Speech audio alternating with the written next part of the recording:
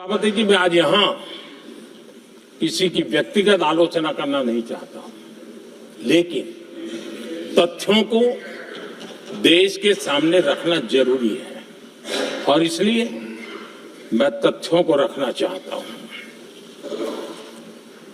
कांग्रेस के एक परिवार ने संविधान को चोट पहुंचाने में कोई कोर कसर नहीं छोड़ी है।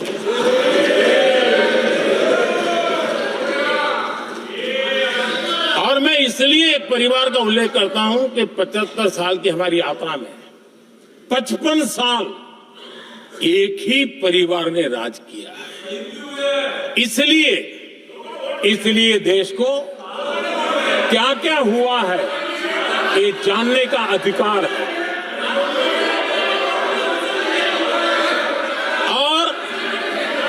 इस परिवार के कुविचार, कुरीति, कुनीति, इसकी परंपरा निरंतर चल रही है। हर स्तर पर इस परिवार ने संविधान को चुनौती दी। आदरणीय सभापति जी, 1947 टू 1952 इस देश में इलेक्टेड गवर्नमेंट नहीं थी। एक अस्थाई व्यवस्था थी, एक सिलेक्टेड सरकार थी और चुनाव नहीं हुए थे। और जब तक चुनाव न हो तब तक एक इंटरिम व्यवस्था के रूप में कोई खाका खड़ा करना चाहिए, किया गया था। 1952 के पहले राज्यसभा का भी गठन नहीं हुआ था, राज्यों में भी कोई चुनाव नहीं थे, जनता का कोई आदेश नहीं था। उसके बावजूद भी और अभी तो संविधान निर्माताओं ने इतना मंथन करके संविधान बनाया था। 1951 में जबकि चुनी हुई सरकार नहीं थी, उन्होंने ऑर्डिनेंस करके संविधान को बदला और किया क्या? अभिव्यक्ति की आजादी पर हमला कर दिया गया।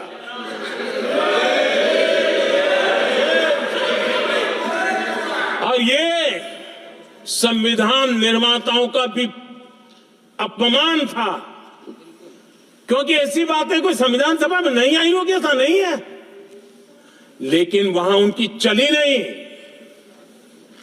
तो बाद में जैसे ही मौका मिला, उन्होंने अभिव्यक्ति की आजादी को उस पर उन्होंने हथौड़ा मार दिया। और ये संविधान निर्माताओं का घोर अपमान है। अपने मन की चीजें जो संविधान सभा के अंदर नहीं करवा पाए, उन्होंने पिछले दरवाजे से किया, और वो भी चुनी हुई सरकार के वो प्रधानमंत्री नहीं थे, उन्होंने पाप किया था, पे लग गया। इतना ही नहीं, संविधान के स्पिरिट को लहू लहान करती रही। आदरणीय सभापति जी, करीब 6 दशक में 75 बार संविधान बदला गया। आदरणीय सभापति जी, जो बीज देश के पहले प्रधानमंत्री जी ने बोया था, उस बीज को खाद पानी देने का काम एक और प्रधानमंत्री ने किया। उनका नाम था श्रीमती इंदिरा गांधी।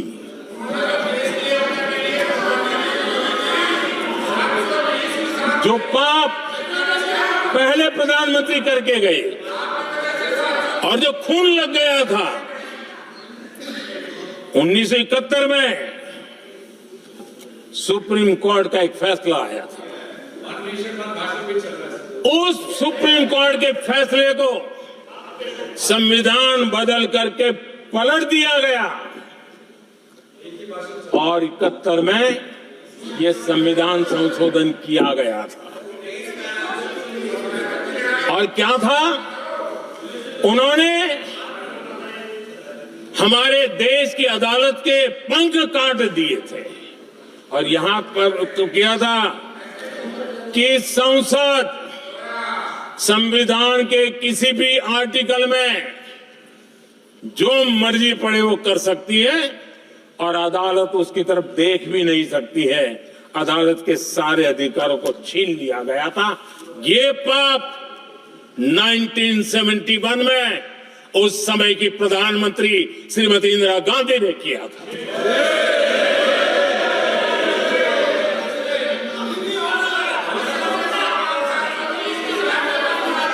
और इस परिवर्तन ने इंदिरा जी की सरकार को मौलिक अधिकारों को छीनने का और न्यायपालिका पर नियंत्रण करने का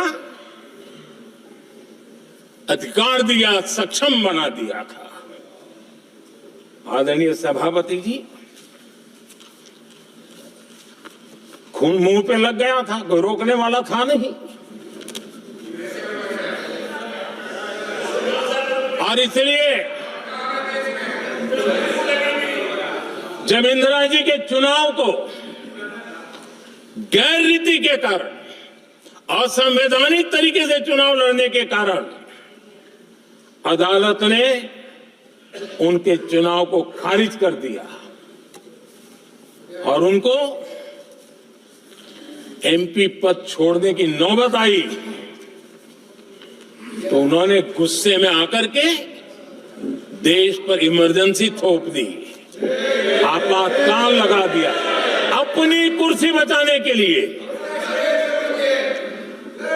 और उसके बाद इतना ही नहीं, उन्होंने इमरजेंसी तो लगाई, संविधान का दुरुपयोग तो किया ही किया, भारत के लोकतंत्र का गला तो घोंट ही दिया। लेकिन 1975 में 39वां संशोधन किया और उसमें उन्होंने क्या किया, राष्ट्रपति, उपराष्ट्रपति, प्रधानमंत्री, अध्यक्ष, इनके चुनाव के खिलाफ कोई कोर्ट में जा ही नहीं सकता है, ऐसा उन्होंने, और वो भी रिट्रोस्पेक्टिव किया, आगे के लिए नहीं, पीछे का भी, अपने पापों का भी उन्होंने। और आदरणीय सभापति जी, मैं संविधान की बात कर रहा हूं, मैं संविधान के आगे पीछे कुछ नहीं बोल रहा हूं।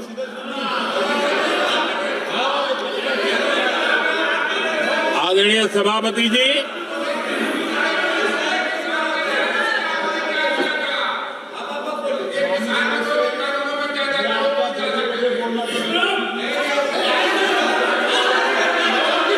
आदरणीय सभापति जी, इमरजेंसी में लोगों के अधिकार छीन लिए गए, देश के हजारों लोगों को जेलों में ठूंस दिया गया, न्यायपालिका का गला घोंट दिया गया, अखबारों की स्वतंत्रता पर ताले लगा दिए गए। इतना ही नहीं, कमिटेड जुडिशरी, इस विचार को उन्होंने पूरी ताकत दी। और इतना ही नहीं, जिस जस्टिस एच.आर. खन्ना ने उनके चुनाव में उनको खिलाफ जो जजमेंट दिया था, वो इतना गुस्सा भरा था कि जब जस्टिस एच.आर. खन्ना, जो सीनियरिटी के आधार पर सुप्रीम कोर्ट के चीफ जस्टिस बनने थे,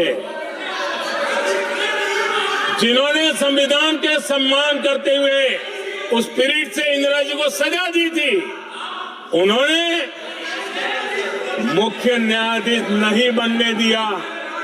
ये संविधान और लोकतांत्रिक प्रक्रिया नहीं।